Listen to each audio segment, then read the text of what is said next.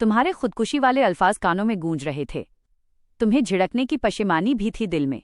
दीनू काका ने फोन करके तुम्हारी हालत बताई तो मुझसे रहा नहीं गया। कार वापस मुड़वा ली।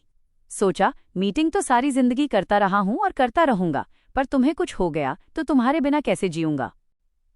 जी कहिए, क्या कहना है। आधे घंटे के इंतजार के बाद वो आए थे और अब ऐसी नपीतुली आवाज में तहजीब के साथ पूछ रहे थे जैसे वो कोई मसला लेकर आई फरियादी हो। अवनी के नन्हे से दिमाग ने काम करना बंद कर दिया। अब क्या कहे, कैसे कहे कि वैलेंटाइंस डे का कार्ड देने और आई लव यू कहने आई थी। इस सविता की बच्ची ने कहाँ फंसा दिया। क्या जरूरत पड़ी थी उनसे ये कहने की कि जरूरी काम है। उसकी पलकें झुक गईं। आपको जो कहना हो बेझिझक कहिए। अब हमें उम्र भर साथ रहना है। आप मुझ पर भरोसा कर सकती हैं। जी, वो मेरी इम्तिहान शादी के बाद हुए तो? ओह ठीक है, मैं आपकी सहूलियत का पूरा ख्याल रखूंगा। और कोई मसला? उफ, अपनी होने वाली बीवी से ऐसे बात कर रहा है जैसे पापा अपने शागिर्दों से बात करते हैं। जी शुक्रिया, मैं चलती हूँ। आदाब कहते हुए वो मुड़ गई और लगभग दौड़ते हुए अपनी सहेलियों के बीच जाकर ही दम लिया। जब उसने अपनी इस रूमानी मुलाकात का हाल सुनाया तो सबने सिर पीट लिया। नेहा रात भर इस बेचैनी में सो न सकी कि क्या शादी से पहले एक प्रेमी प्रेमिका की तरह पाबंदियों और हदों में बंधे बेबस आशिक, जिसके बारे में सखियां, आपा और भाभियां बताती रही हैं कि उसमें वक्त ठहर जाता है और जमीन आसमान लगने लगती है। मुश्तरका खानदान, जॉइंट फैमिली की सबसे छोटी औलाद अवनी बचपन से बड़ी बहनों और दादा दादी की ताबेदार गुड़िया ही रही थी। उसे लाड़ प्यार भी सबसे ज्यादा मिला था और कुछ गलत होने पर बचपने के ताने भी। अपने से ज्यादा उसे दूसरों की अक्ल पर भरोसा होता था। हर काम पूछकर करना और गलती होने से डरना उसकी आदत थी। पहली बार सहेलियों के उकसाने पर दिल की बेताबी ने उसे समझा बुझाकर बिना किसी से पूछे अंबर से मिलने की पहल करने को मनाया था। पर कहीं उसने अंबर से निकाह के लिए हाँ करके गलती तो नहीं कर दी। पर हाँ न करती तो करती भी क्या। पापा की क्या हालत हो गई थी। मांगलिक होने की वजह से उसके रिश्ते के लिए लड़का ढूंढते ढूंढते पापा थक गए थे। एक बार जब बात पक्की हुई तो लड़के वालों ने मंगनी वाले दिन ही अपने यहाँ हुई एक मौत का इल्जाम उसकी तकदीर और सितारों को देकर शादी से इनकार कर दिया था। पापा परेशानी और मायूसी में अपने दोस्त अंबर के आगे हाथ जोड़कर रो पड़े थे। अंबर अपने वालिदैन के इंतकाल के बाद छोटी उम्र से ही खानदान की जिम्मेदारियां संभालते रहे थे, फिर रिसर्च शुरू कर दी थी, इसीलिए अब तक शादी नहीं की थी। थे तो वे पापा से बहुत छोटे, पर पापा से उनका जहनी तालमेल, मेंटल मैच इतना मिलता था कि दोस्ती गहरी थी।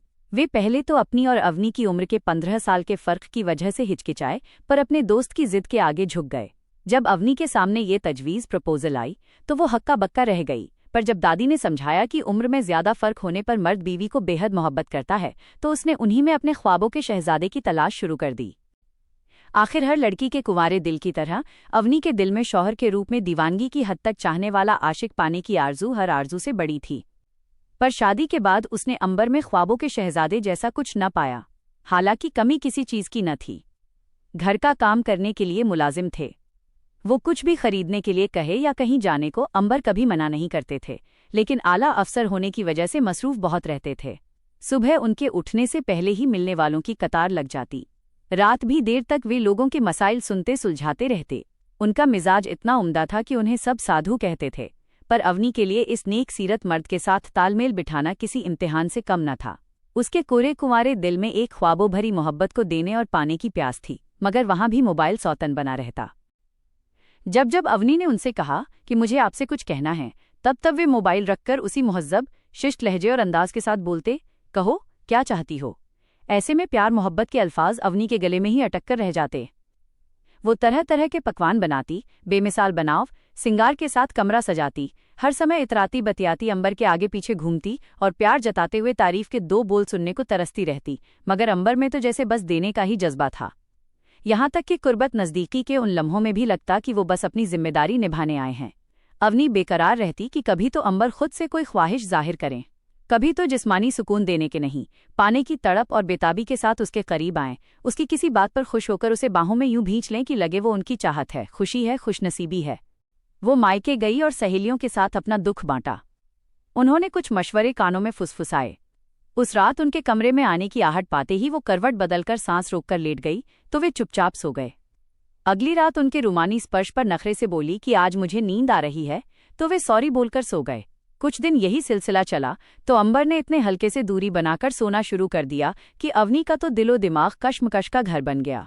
ऐसा शौहर तो किसी सहेली ने नहीं बताया था। कोई मनाता था तो कोई हक जताता था, और इसी बहाने आई लव यू कहने सुनने का मौका मिल जाता था। लेकिन उसकी अक्ल के मुताबिक ऐसा मर्द तो हो ही नहीं सकता था जो शादी के महज कुछ महीनों बाद बगल में बिखरे हुए लिबास में लेटी इतनी हसीन बीवी से यूं दूरी बनाकर सो सकता हो, वो भी इतने दिनों तक। कहीं अंबर उससे नाराज तो नहीं? ये जानने के लिए एक दिन खुद ही औरत वाली हया को एक तरफ रखा तो पाया कि वे नाराज नहीं थे, बस उसे उसकी मर्जी के खिलाफ तंग नहीं करना चाहते थे। उसके बाद से यही दस्तूर बन गया। वे तभी उसके करीब आते जब वो पहल करती। उनसे मोहब्बत का इजहार करवाने की ये चाल भी उल्टी पड़ चुकी थी। तभी एमए का नतीजा आ गया और अंबर ने बिल्कुल पापा के अंदाज में पूछा, अब आगे क्या करना है? हे खुदा, पोस्ट ग्रेजुएशन के बाद अब क्या पढ़ाना चाहते हैं ये? क्या ये पढ़ाई अब भी पीछा न छोड़ेगी? मन ही मन सोचकर कुड़ गई अवनी। जब 2 दिन में तीसरी बार अंबर ने वही सवाल दोहराया तो फिर कुछ बोलना जरूरी हो गया। जी, मैं कोई तकनीकी तालीम लेना चाहूंगी। मुझे घर सजाने का बहुत शौक है। Very good. बिल्कुल पापा के ही अंदाज में जवाब मिल गया और इंटीरियर डिजाइन के कोर्स में दाखिला दिलवा दिया गया। बड़े ही सपाट ढंग से ये भी बता दिया गया कि जब तक वो खुद कफील नहीं हो जाती, बच्चों की जिम्मेदारी नहीं उठाई जाएगी। कॉलेज छोड़ने लेने जाने के लिए कार और ड्राइवर मुकर्रर हो गए। चुलबुली अवनी के दिल के पिंजरे में बंद ख्वाहिशों को कॉलेज जाकर नए पर मिल गए। कई साथियों का एक ग्रुप बना जिसमें लड़के और लड़कियां बराबर थे। कैंटीन में मस्ती, कभी कैफेटेरिया तो कभी शॉपिंग मॉल उनकी रूटीन का हिस्सा थे। जब वो अवनी से साथ चलने को कहते तो उसका दिल तो बहुत होता, पर अंबर से पूछे बिना उसकी कहीं जाने की हिम्मत नहीं थी, इसीलिए हर बार उन्हें फ़ोन करके पूछती। वो दफ्तर में काम करते करते हर बार फ़ोन पर हाँ कर देते। भोली और बातूनी अवनी के दिल में वैसे भी कोई बात टिकती न थी। एक बार हंसी मजाक में अपनी नई सहेलियों से अंबर की बेरुखी का जिक्र किया तो उन्होंने बिल्कुल नया और नायाब नुस्खा सुझाया, उन्हें किसी गैर मर्द की बातों से जलाने का। बस फिर क्या था, काम शुरू हो गया। सबसे हंसमुख साथी निदान का जिक्र रोज अंबर से किया जाने लगा। कॉलेज में जब उसका ग्रुप हंसकर सेल्फी ले रहा होता तो वो जानबूझकर निदान से सटकर खड़ी होती। घर पर भी जब सबको बुलाया तो निदान को बेस्ट फ्रेंड कहकर अंबर से मिलवाया। एक दिन निदान ने अपने घर पर महफिल रखी। किसी के घर ऐसी दावत के लिए जाना अवनी के लिए पहला मौका था। वो अकेला रहता था। अवनी ने अंबर से फोन करके पूछा तो वो उसकी बात सुने बिना झुंझला गए कि बात बात पर पूछने की क्या जरूरत है। उनकी कोई जरूरी मीटिंग भी थी। निदान ने अवनी को उसके मनपसंद गानों का मजमुआ कलेक्शन एक पेन ड्राइव में देने को कहा था। वापसी में सब लोग निकलने लगे तो उसने अवनी को पेन ड्राइव ढूंढने के बहाने रोक लिया और तन्हाई मिलते ही अवनी को बाहों में दबोच लिया। हक्की बक्की अवनी ने किसी तरह खुद को छुड़ाया और उसके घर से बाहर निकलकर सड़क पर खड़ी होकर रोते रोते फिर अंबर को फोन किया। घर का रास्ता, वो कहाँ खड़ी है, उसे कुछ मालूम न था। अंबर उसका मोबाइल लोकेट करके उसे लेने पहुंचे तो वो फफक फफक कर रो पड़ी। अगर आज कुछ हो जाता तो मैं खुदकुशी कर लेती। अवनी के मुंह से अल्फाज कम निकल रहे थे और सिसकियां ज्यादा। उफ, अब बस भी करो, हद होती है बेवकूफ़ी की। खार छोड़ो, मुझे जरूरी मीटिंग के लिए दूसरे शहर के लिए अभी निकलना है। 2 दिन बाद लौटूंगा। अंबर ने पहली बार उससे झिड़ककर बात की थी। वो अंदर तक सहम गई। उसे लगा मोहब्बत पाना तो दूर, अब तो उनका अच्छा सुलूक भी उससे छिन गया। उसकी तो जिंदगी ही बेमकसद हो गई। वो आंगन ही में जमीन पर बैठ गई और वहीं बैठी रही। उसका शर्मिंदगी से लाल चेहरा पूरी तरह झुका हुआ था। पलकों में जैसे बांध तोड़ने को बेताब सैलाब रखा था। शाम होने लगी थी। तभी अंबर की नर्म आवाज कान में पड़ी, अंदर नहीं चलना है? अवनी की हैरानी का ठिकाना न रहा। आप तो? तुम्हारे खुदकुशी वाले अल्फाज कानों में गूंज रहे थे। तुम्हें झिड़कने की पशेमानी भी थी दिल में। दीनू काका ने फोन करके तुम्हारी हालत बताई तो मुझसे रहा नहीं गया। कार वापस मुड़वा ली। सोचा मीटिंग तो सारी जिंदगी करता रहा हूं और करता रहूंगा, पर तुम्हें कुछ हो गया तो तुम्हारे बिना कैसे जीऊंगा, कहकर उन्होंने अपनी बाहें फैला दी। अवनी ने चौंक कर अपनी आंखें अंबर की आंखों पर टिका दी। ये क्या कह दिया था उन्होंने? कहीं उसके कान तो नहीं बजने लगे? लगभग साल भर से उसकी 1000 कोशिशों के बावजूद अंबर ने जो नहीं कहा था वो आज उसकी पलकों का सैलाब बांध तोड़कर बह निकला। वो दौड़कर उनके सीने से लगकर सिसकने लगी। मुझे माफ कर दीजिए, मैंने आपसे निदान के बारे में जो कुछ पहले भी कहा था वो आपको जलाने के लिए, आपकी मोहब्बत पाने के लिए था। वो मेरा बेस्ट फ्रेंड नहीं है। मुझे सिर्फ आपका प्यार चाहिए था। मैं बुद्धू हूं मगर बदचलन नहीं। अब उसकी बातें सुनकर अंबर को हंसी आ गई। वे उसका चेहरा अपने हाथों में लेकर आंसू पोंछते हुए बोले, चुप हो जाओ अवनी, तुमने वहां जाने से पहले मुझसे फोन करके पूछना तो चाहा था।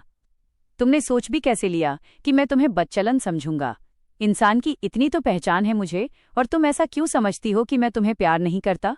तभी दीनू काका ने दरवाज़ा खटखटाया और उनकी इजाज़त लेकर कॉफ़ी रख गए। अंबर ने उसके हाथ में कॉफ़ी का मग देकर एक मग खुद उठा लिया। बोलो अवनी, तुम्हारी कौन सी हसरत मैंने पूरी नहीं की जो तुम्हें ऐसा लगा? दोबारा वही जमी जमाई आवाज़। अवनी चुप। क्या समझाए? कैसे समझाए?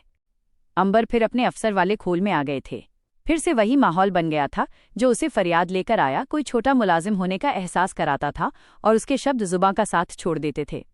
लेकिन तभी उसे लगा कि आज अगर वो हिचकिचा गई, शर्मा गई, तो ये मौका जिंदगी में दोबारा नहीं मिलेगा। उसने धीरे धीरे बोलना शुरू किया। आपने मेरी हर मुराद पूरी की, मगर मुश्किल तो यही है कि मुझसे कभी कुछ चाहा ही नहीं।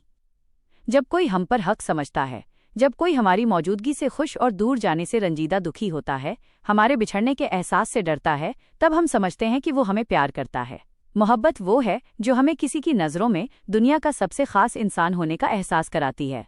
मैं आपके करीब आना चाहूँ तो आपसे कह सकती हूँ, मगर आपके दिल में मेरे करीब आने की तड़प हो, ये कहने की बात थोड़े ही है। इसीलिए मैं कितनी तरह से बन संवर कर, लेकिन कभी लगा नहीं कि मेरे हुस्न ने, मेरी वफा ने आपको दीवाना बनाया है, सुकून दिया है। क्या मैं आपको हसीन नहीं लगती? आपके काबिल नहीं लगती? कहते हुए अवनी ने अपनी मासूम निगाहें सीधी अंबर की आंखों पर टिका दी, तो उसका सामना जिंदगी की सबसे खूबसूरत हकीकत से हुआ। जो काम दुनिया के बताए कई टेढ़े मेढ़े जतन नहीं कर सके थे, वो दिल से कही गई सीधी सच्ची बातों ने कर दिया था। बेरुखी का पर्दा पिघलकर बेताबी और मोहब्बत के ढेर सारे नाजुक जज्बात अंबर के चेहरे पर नुमाया हो गए। नहीं नहीं अवनी, ऐसा नहीं है, बल्कि अंबर ने एक बेकल उमंग के साथ उसका चेहरा अपने सीने पर रखकर अपनी बाहों का घेरा उसके गिर्द कस दिया, फिर अपनी बात आगे बढ़ाई। अवनी, छोटी सी उम्र में जब मेरे वालिदैन का इंतकाल हुआ तो तुम्हारे वालिद की मदद से ही मैं पढ़ सका और अपने छोटे भाई बहनों की परवरिश कर पाया। मैं उनका बहुत एहतराम करता हूँ। तुमसे निकाह किया तो दिल में सिर्फ उन्हें दिमागी सुकून देने की बात थी, मगर जब तुम अपने बेमिसाल हुस्न के साथ दुल्हन बनकर मेरे सामने आई तो मेरा दिल शर्मिंदगी से भर गया। उम्र के 15 साल का फर्क मेरे जहन को मथने लगा कि मैं तुम्हारी तालीम और निकाह की जिम्मेदारी उठाकर भी तो तुम्हारे बाप को इस बोझ से आज़ाद कर सकता था। मैं तुम्हें छूता तो भी लगता कि गुनाह कर रहा हूँ। शायद इसीलिए तुमने मेरे अंदर कभी वो प्यास नहीं महसूस की जिसकी वजह से इंसान जिस्म की सरहदों को पार कर रूह तक पहुंच जाता है। शायद इसीलिए मैं तुमसे भागता रहा, कभी तुम्हें समझने समझाने की कोशिश नहीं की। खुद की शर्मिंदगी कम करने के लिए तुम्हें हर खुशी देता रहा।